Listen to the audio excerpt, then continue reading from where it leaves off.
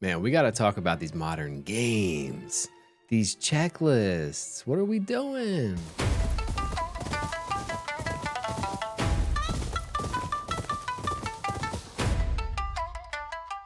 Now, I want to be clear up front. I overall really enjoyed Ghost of Yotei. It's beautiful, it's polished, the combat feels great.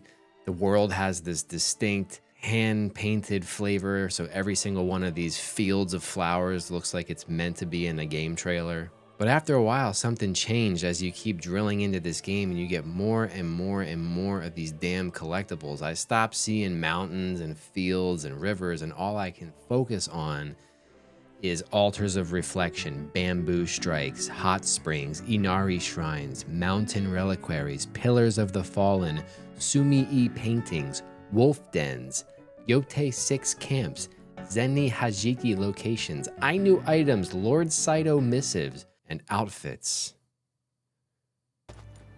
And somehow that's not even including any of like the Radiant quests, the side quests, or the main story. And at first, all this content feels generous. It's like, look how much there is to do. Look how alive this whole world is. Look at how much value you're getting for your money, because games are freaking expensive now. But eventually, all of this generosity, man, it just starts to feel like pressure. I'm not wandering the game world anymore because I'm curious. I'm wandering because there's an icon or there's something on my map that tells me I'm missing a thing. I'm not exploring the mountains because the mountains looked cool or there was some little tower. I'm just exploring the mountains because I know that the game is keeping score and there's probably stuff I'm missing. And about like halfway through my time with Ghost of Yotei, I did this thing that like I never thought I would do in a game, which was basically just put on blinders and just try to rush through the main story as fast as possible just to roll the credits, not so I could beat the game or feel like I saw everything or completed it, just to escape. And that's when I realized, I'm like, man, so many of these modern games, they've done a really good job of making finishing a game feel like relief. Very rarely am I like, oh man, I can't believe it's over, or like, wow, that was incredible.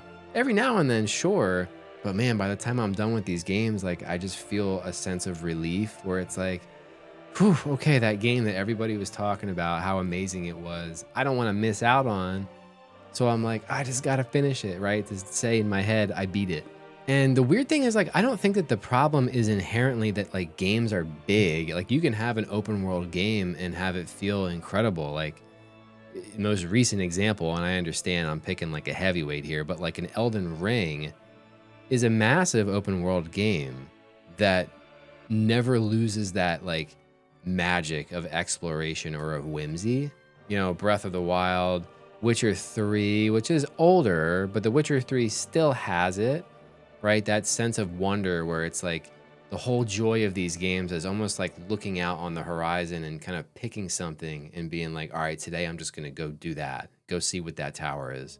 You know, big worlds they can be magical. But the problem is so many games now mistake this feeling of having a large world with instead having this giant checklist of things to do. Completionism makes the world feel less like a world to explore and more like this giant like spreadsheet that has day-night cycles and weather effects. And a lot of these modern games, like they just start to lose me after a while. And it's not because the activities in them are bad. Like some of them are fun. I'll stick with Ghost of Yotei because I think that's the most recent like big open world game that I've finished. It felt like they came up with like a couple like really clever little ideas for these mini games, right? The problem is not the idea. The problem is that it's like, okay, we have the ideas. Now let's just hit copy paste like 20 times and scatter it all over this giant map. And at some point, like those activities stop feeling like discoveries and they start to feel like this job. And I know I could be unique here, but it's like, I can try to ignore that stuff. It's like cockroaches or something in your house. It's like, I can like sweep them away and pretend they're not there, but like you kind of know that they're there. And it affects my enjoyment of the game. In a way, I think companies use it to help their game feel like it has form, right? You're going to be spending 100 hours in this freaking game. It's nice to have that reassurance that like every time you sit down, you can kind of watch the meter fill up a little bit. For me, that framework that structure of progress in a world where people have limited time and where there's just so many games to be played. It's so hard for me to justify cranking through these games where it's like, yeah, you need 80 hours to really get the meat of it. No. There's this like dilemma in my brain where, like I said before, I want to experience all these new games because they get raved about and people say they're amazing. So I'm like, as a gamer, I want to see all the cool shit. And I want to finish stuff because there's nothing worse than like spending 70 bucks or whatever the hell on a game and then you don't finish it. Like you drop off after a couple hours. That feeling sucks. So I want to beat them. But man, these games with all these activities like Ghost of Yotai, technically I'm allowed to go wherever the hell I want. You know, the game's not forcing me to do any of this stuff. It's all optional. But modern games have become very good with making that optional content feel mandatory, right? And they do that with all the icons, percentages, the achievements, the trophies, trackers, collectibles, whatever the hell, right? All these methods of tracking progress. And this problem is not isolated to open world games. I mean, you can see this in lots of examples. Look at the most recent God of War games. Those games are fairly linear, story-driven games with action and combat, but even in those, you've got Odin's Ravens, you've got Nornir chests, artifacts, and realm tiers, favors. The game loves kind of reminding you how not done you are. Even for a game like God of War, which is supposed to be this kind of crafted, narrative, intimate experience. So many of them fall victim to this like compulsion to create checklists. And I think it's that right there is the problem. It's the surfacing of the number. Because again, Elden Ring, you know, I knocked on Ghost of Yotai for having like X amount of activities that they just copy and paste and they put all over the place, right? Well, Elden Ring does the same thing, right? You've got caves everywhere. You've got churches of America all over the place, and you've got towers, but the game itself never allows itself to become a checklist. Like when you enter a catacomb or a cave, it doesn't say the name of the cave and then also display Kaled Caves 2 out of 27, right? It doesn't give you that number. It just says, cool, you found this cave. That's it.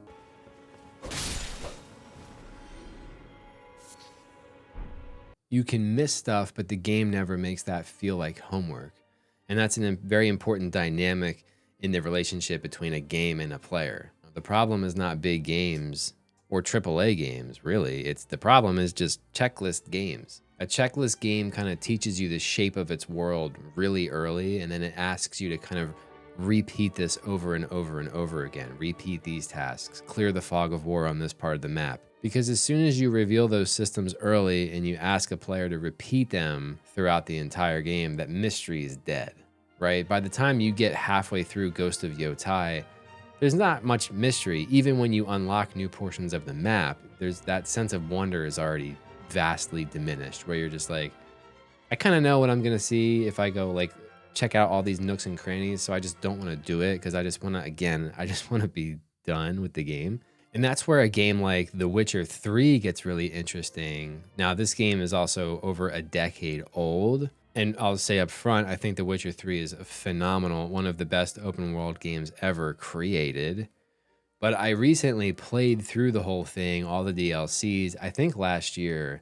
And the thing that really struck me with the game, aside from like the story, the characters are freaking awesome, the music, it's all top-notch world building. But the thing that really stuck out was I'm like, I forgot that they just litter your map with question mark icons. They're just all over the friggin' place. Luckily, a game like The Witcher 3 is supported and scaffolded by such great storytelling and characters, and everything feels like you're on this high fantasy quest that you kind of overlook those things. They weren't as glaring. And it could even be that the industry looked at the success and the admiration of something like The Witcher 3 and kind of took the wrong meanings from that success and admiration, where it was like, okay, here's this game that, you know, you can spend hundreds of hours playing The Witcher 3. And look what they did with this map. They put all these question marks all over the place, right? To kind of entice people to see every nook and cranny. When in reality, it's like, well, the thing that made The Witcher so freaking good is its characters, its story. The combat even feels like janky to today's standards, but it's just such a well-crafted game. Aside from the icon stuff, that it doesn't matter. It's all about, can you hide the machine? Can you hide all the dirty stuff behind the curtain so that I don't have to see it? Because once you reveal the machinery behind the curtain, you just kind of lose me and you're like, ah, okay. It's hard to unsee it. But I don't want my video games to feel like that. I don't want to be exploring a beautiful world and constantly be reminded of all the things that I'm missing or I haven't seen or discovered yet. Just let me hang out and chill. Let me look through everything. Not everything you find in a game has to feel like it's part of some larger obligation. Sometimes I want to miss stuff. I want the world to feel like it goes on without me.